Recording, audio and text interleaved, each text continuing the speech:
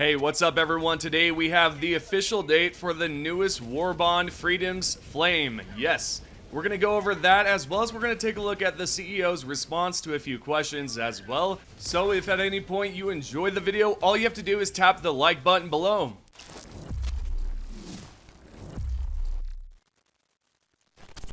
Alright, first starting off, we're going to talk about the SG-451 Cookout. And this shotgun is kind of like similar to the incendiary breaker shotgun, right? It's very similar because it does have some incendiary rounds. The biggest difference is the rate of fire, right? This one's more like the slugger instead of the incendiary breaker.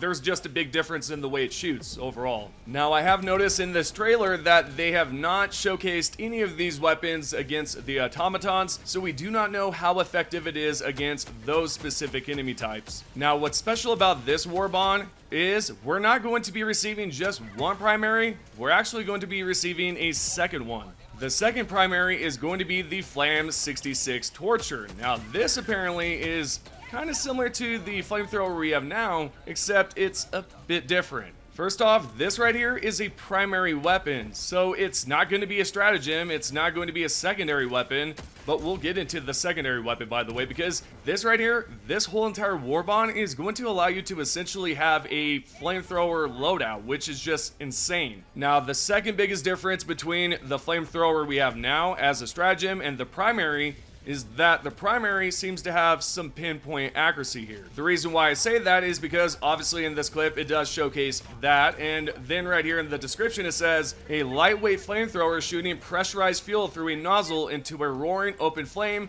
Sounds safe, it isn't, watch where you're standing. The flamethrower stratagem we have now kind of is a little bit more open, right? It's not as pinpoint and straight, it kind of just spreads outwards. So with that aside, we do have a secondary, and this is going to be the P72 Crisper, which is a flamethrower. Or to be correct, it's more of a mini flamethrower. It's a pistol version, which is just different. Nothing I've seen before, but I do recall seeing something like this in the past with Helldivers 1. So now let's kind of backtrack here a bit. We have a primary called Flam 66 Torture, which is a flamethrower. And then we have the P72 Crisper, which is also a mini version of a flamethrower. And last but not least, we have a stratagem, which is not new, and that's the flamethrower stratagem. So you can really have a whole entire flamethrower loadout. Then to top that, what you could do too is throw in an incendiary grenade or an incendiary impact grenade. Either or will work. I'm more of an impact guy, but if you like sort of a delay, you know, nothing wrong with that. Alrighty, moving along, we're now going to check out the booster, which for me, you guys might feel a little bit different about this.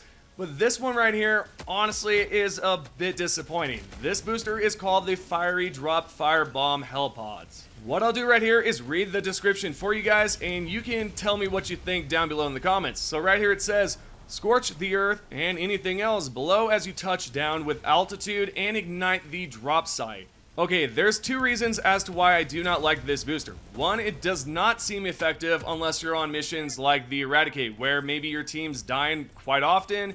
And those are probably the moments you may find it quite useful because, again, your team's dying quite often, so you're going to be diving constantly, right? The second reason as to why I do not like this booster is because I like a booster that is helpful throughout the whole entire mission and not for specific reasons. Like, if I die, okay, cool, I get to use, you know, the benefit of that booster because I'm going to dive down, I'm going to crash, or maybe I accidentally die, you know, whatever the case may be. So yeah, again, I enjoy boosters that actually last throughout the whole entire mission, and that's exactly what the Experimental Infusion one does. That's a great booster, which you can unlock through the Viper Commando, by the way. I recommend picking that Warbond up because that specific booster is just great. With that said, with the boosters, I would like to know your thoughts about this. Post your responses below in the comments and let me know what you think about this. Continuing on, we do have some new armors. We have the I-09 Heat Seeker and the I-102 Draconon. And right here, we do have a brand new passive as well, which is the Inflammable. And apparently right here it says, enjoys 75% resistance to fire as you run headfirst into danger, like the unstoppable legend your mom said you'd be. Oh, okay. Did not expect that. So, yeah, that right there, you will receive a 75% damage resistance against fire. That's going to be quite helpful, especially if your teams throw impact incendiaries. That would be me, by the way. I do that quite often. But yeah, this one right here, absolutely ready for it. Then when it comes down to the title, this one, I do have to say something real quick. So have you guys noticed for some of the Warbonds, for example, the Polar Patriot, we do not have a title for that, but we have one for Viper Commando? Come on, Arrowhead, we need more titles. Hopefully they will be able to give us more titles for those specific Warbonds at some point. I think that would be awesome to see. So the title we're going to be receiving is the Fire Safety Officer. And the description right here says, you can now call yourself a Fire Safety Officer, doesn't come with a certificate. And lastly, we do have some skins and some capes and cards. For the skin here, this one's very similar to the Incendiary Breaker Shotgun. It has that orange color. Not too sure how I feel about this. I do love the color of the orange on the Incendiary Shotgun, but I would like to see a different color. I mean, it does make sense. Don't get me wrong. I know some of you are going to be like, come on, man. It matches the exact Warbond, right? It's about fire, flames, and incendiaries and all that. So yeah, it does make sense, but maybe it's just me being a hater on the color orange, I guess. I don't know. Continuing on, we do have those capes. We have the Purifying Eclipse and the Breach. So those are the two. And then there are some brand new emotes, as you can tell right here. But overall, this is what the Warbond is going to consist of. I honestly was not expecting 2 primaries, but I'm totally ecstatic for it, and I cannot wait to get my hands on that flamethrower. You know, it's going to be insane, mixing that up with a loadout. And I might be using the word insane twice today in today's video, but dude, this stuff right here is just crazy. This is what we know so far about the Warbond. I would like to know your thoughts about it overall. Let me know what you think down below in the comments. But we do have a little bit more to talk about here, and let's go over some of the CEO's response to some questions. We do have an update from yesterday's video, so if you do recall watching yesterday's video about how, you know, there was one player who requested different body types and voices, and Sham said that, you know, he basically said that it's costly in resources, so we are probably not going to see it.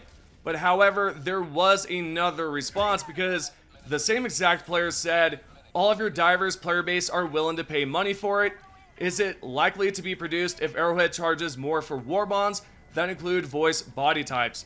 And then Sham said this in response, we should do a survey and check interest. Well, alrighty, there's a potential chance that Shams might do a survey and we might see some overly large Helldivers. Someone in the last video said fridge diver. So that's an update from that video, and this is pretty much it. This is all that I really wanted to talk about. I hope you guys have enjoyed the video. We do have to go over the top 3 comments from the previous video, so let's go ahead and check those out. Which, by the way, if you guys would like to be featured on the channel, all you have to do is comment down below. The first comment is by Mr. I5783. Voice packs and body types are like bottom of the barrel priority right now. The second comment is by Yeti Snowman Thing 3381. Man, imagine Fat Diver in a Helldiver suit. Stamina would be gone like a second. Oh man, you guys are brutal in the comments.